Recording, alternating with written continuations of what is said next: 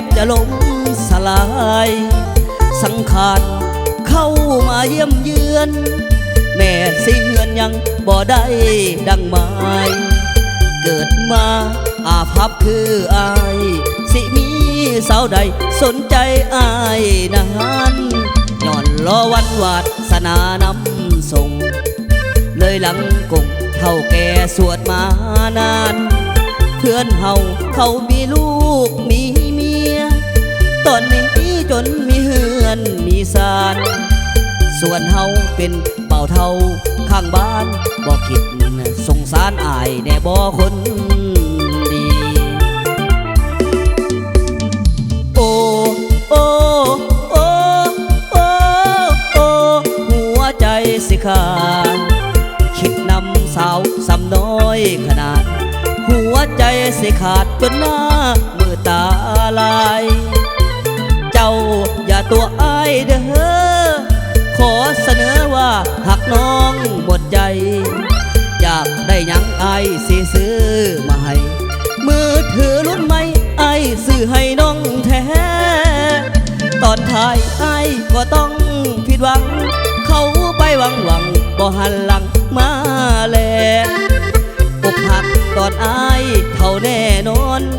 น้องบังอ่อนลืมฮอดผู้บ่าวแก่สาวซ้ำน้อยสั่งใจดำแท้ซ้ำใจตอนแก่ย้อนอายเท่าขึ้นคาน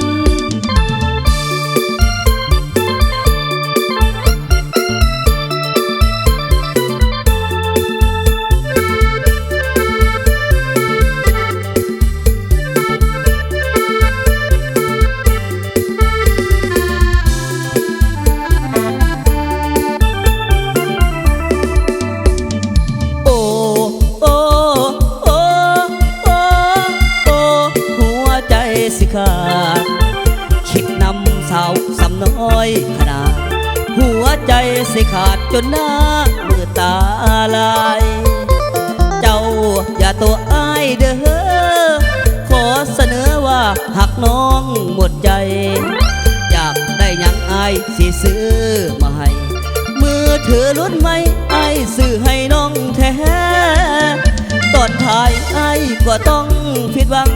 เขาไปหวังบ่หันหลังมาแลอกหักตอนอายเท่าแน่นอนน้องบังอ่อนลืมฮอดผู้บ่าวแก่สาวซ้ำน้อยสร้างใจดำแท้